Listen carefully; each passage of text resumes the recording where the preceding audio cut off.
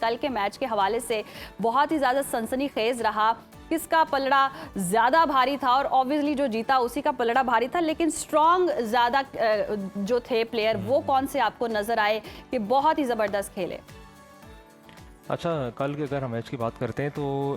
बिल्कुल अगर हम मैच का फ्रॉम स्टार्टिंग मिनट से देखते हैं टिल 50-60 मिनट्स तक देखते हैं तो मैच वॉज टोटली इक्वल। दोनों टीम्स इक्वली खेल रही थी, दोनों प्रेस हाई कर रही थी, दोनों पीछे आके डिफेंसिव भी कर रही थी। लेकिन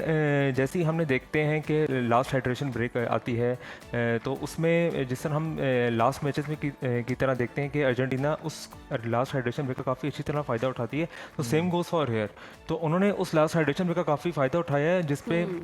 और उस पे मैं अगर साथ देख लूँ तो इंग्लैंड के मैनेजर ने थोड़ा सा जो है ना सुसाइडल,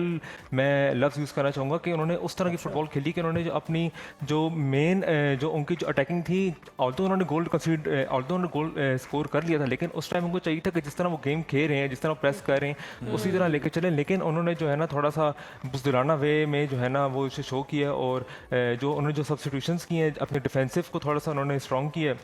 वहाँ से मेरे ख्याल से अर्जेंटीना को समझ आ गई थी कि अब हमारे पास जो है ना यही मूवमेंट है। और फिर मेसी को हमने देखा कि वो सेंटर से राइट पे शिफ्ट होते हैं और उसके बाद फिर मेसी के जो मूवमेंट्स, मैजिक मूवमेंट्स है मेरे ख्याल से वो हम सब ने कल देखे हैं कि जिस तरह उन्होंने कल की गेम सिंगल हैंडेडली चेंज किए, 2 असिस्ट दिए हैं। और इसके अलावा जो अर्जेंटीना के जो सब्स्टिट्यूशंस की बात करें तो मेरे ख्याल से उन्होंने राइट मूवमेंट्स पे राइट प्लेयर्स इंट्रोड्यूस किए हैं। पहले वो काफ़ी फिजिकल गेम कर रहे थे, हमने मैच में देख रहे थे, लेकिन आफ्टर दैट जो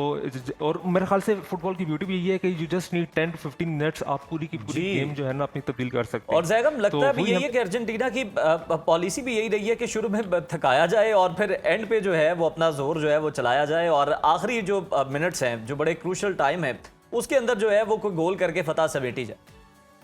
नहीं, बिल्कुल यही उनकी जो है मेरे ख्याल से ये जो पूरी कैंपेन, वर्ल्ड कप की कैंपेन देख रहे हैं तो उसमें हमने नॉकआउट मैचेस में ही देखा कि अर्जेंटीना ने इसी तरह कमबैक किए और मतलब टाइम मूवमेंट्स में आके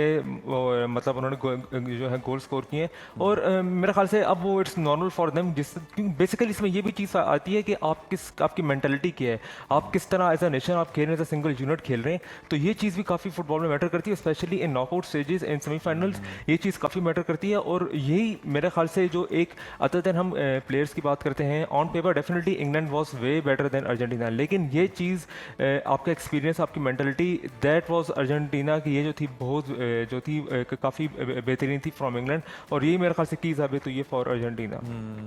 और जैगम लग भी यही रहा था कि इंग्लैंड की टीम जब मैदान में थी तो अर्जेंटीना की तरफ से देख के तरस आ रहा था कि बड़े बड़े लड़कों के साथ मैच पड़ गया। अर्जेंटीना के सारे खिलाड़ी जो है वो ऑलमोस्ट बड़ी नॉर्मल हाइट के हैं, जबकि इंग्लैंड के हम सारे देख रहे थे कि 6+ हैं। तो लेकिन जो मैच था वो तो बड़ा ही ज़बरदस्त रहा, बड़ा शानदार रहा। ये जो आपने बात की ना टीम स्पिरिट की, हम देखते हैं कि रोनाल्डो की जो टीम है वो यही लैग करती रही है कि उसमें किक जो है रोनाल्डो लगाने के लिए खड़े हैं तो कोई और आके किक ले गया कि जनाब मैं जो है अपने नंबर बना लूँ। लेकिन मेसी की टीम के अंदर एक बड़ी अच्छी सिंक्रोनाइजेशन है और एक बड़ा अच्छा इत्तेफाक है, जिसकी बदौलत हम समझते हैं कि आप भी ये समझते हैं कि यही वजह है कि वो फाइनल तक पहुंच पाए।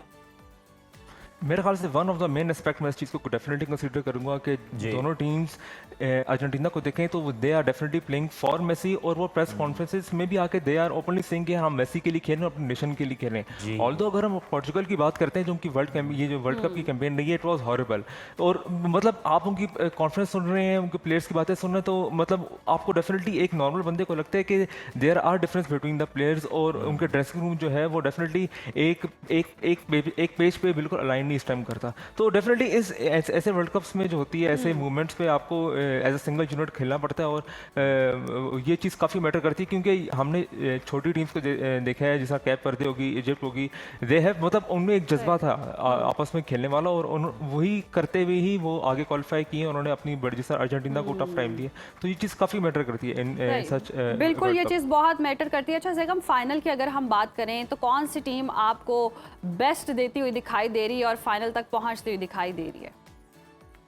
अच्छा, मैं अगर फाइनल की बात करता हूँ तो मेरे ख्याल से दोनों टीम का इस टाइम जो है ना पलड़ा बिल्कुल सेम बराबर चल रहा है। दोनों अपने कॉन्टिनेंटल्स की चैंपियंस है, एक यूरो चैंपियंस है, एक साउथ अमेरिकन चैंपियंस है। मतलब मेरे लिए इस टाइम पे थोड़ा सा जो है ना, जब तक मैं थोड़ा सा, अब लास्ट कल मैच हुआ तो आपको थोड़ा सा एक्सेस करना पड़ता है सारा कुछ कि ये मतलब कौन सी क्या होगा। लेकिन मेरे ख्याल से मुझे लगता है कि एक मेरे ख्याल से ये एक मैच टू वॉच डेफिनेटली होने वाला है, और ये एज अ फुटबॉल फैन के लिए जो है ना ये मैच देखने वाला है, क्योंकि हम एक तरफ देखते हैं स्पेन जो कि काफ़ी डिसिप्लिन स्ट्रक्चर टीम है, एक तरफ हम देखते हैं अर्जेंटीना जो फिजिकल गेम भी करती है लेकिन उसके साथ साथ ब्यूटीफुल फुटबॉल भी खेलती है। तो मेरे ख्याल से काफ़ी बैलेंस मैच होने वाला है और मुझे लगता है कि बहुत हाई स्कोरिंग मैच नहीं होगा,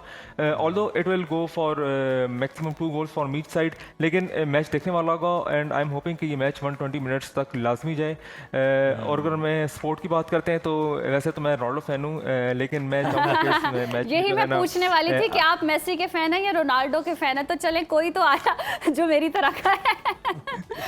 नहीं, मैं बिल्कुल हूँ तो रोनाल्डो फैन हूँ, लेकिन एज अ फुटबॉल फैन आपको मतलब मेसी की ग्रेटनेस को आप डिनाई नहीं कर सकते। और वैसे मैं एंड आई वांट कि मेसी जो है ये सेकंड वर्ल्ड कप लिफ्ट करे 2 इन अ रो। बिल्कुल सही, बिल्कुल सही। और हम भी यही चाहते हैं, मैं तो यही चाहता हूँ, बाकियों को पता नहीं है। जैगम लास्टली हमें ये बता दें कि ये जो अर्जेंटीना और इंग्लैंड के मैच के दरमियान हमने ये रंग देखे, मतलब जर्सियों के रंग जो हैं वो गहरे नीले हो गए और जो मैसेजिंग की जा रही थी, जो दोनों के दरमियान इश्यूज हैं, उसके हवाले से जो आप कह लें सिंबॉलिकली जो इशारे दिए जा रहे थे, अब सियासत जो है वो फिर हमें मैदान के अंदर नजर आई है कहीं ना कहीं। ये कितना डैमेजिंग है खेल के लिए और इसको रोकने के लिए आप नहीं समझते कि फीफा को भी कोई कदम उठाना चाहिए?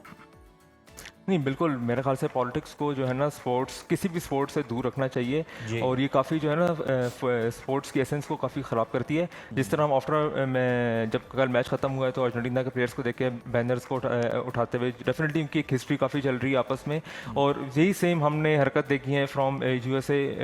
ट्रम्प जो अपने प्लेयर के रेड कार्ड है उसको भी ख़त्म करते हैं। तो इस तरह की काफ़ी चीज़ें हमने देखी हैं इस वर्ल्ड कप में जो कि एक काफ़ी गलत एग्जाम्पल सेट कर रही हैं और मेरे ख्याल से इस चीज़ों को जो है ना मतलब फीफा को चाहिए डेफिनेटली कि ये चीज़ें जो है ना जितनी ख़त्म कर सके बेहतर है और सब टीमों को जो है ना इक्वली ट्रीट करे, ऑल्दो चाहे वो ईरान हो चाहे वो कोई भी टीम हो, उन सबको इक्वली जो है ना वो ट्रीट करना चाहिए। इस तरह की चीज़ों से मेरे ख्याल से स्पोर्ट्स की एसेंस काफ़ी ज़्यादा ख़राब होती है। बिल्कुल बिल्कुल, इस तरह से खेल का जो है तमाशा भी बनता है और साथ ही साथ फीफा को भी जो है डिसिप्लिन पर ज़्यादा फोकस करने की ज़रूरत है। अब देखते हैं जनाब फाइनल में कौन सी टीम है जो कि वर्ल्ड कप उठाती है। बहुत शुक्रिया आपका, आज हमारे साथ मौजूद थे और यकीनन बड़ा ही ज़बरदस्त और सनसनीखेज मैच था अर्जेंटीना का और ओवरऑल उनकी पॉलिसी देखें तो हमेशा वो आखिरी मिनट्स का इंतज़ार करते हैं, मुखालिफ टीम को थका कर आखिरी जो मिनट होते हैं 10-15 मिनट उसमें फिर कोशिश करते हैं कि गोल कर दिया जाए और इसी तरह से वो कामयाब भी रहे हैं।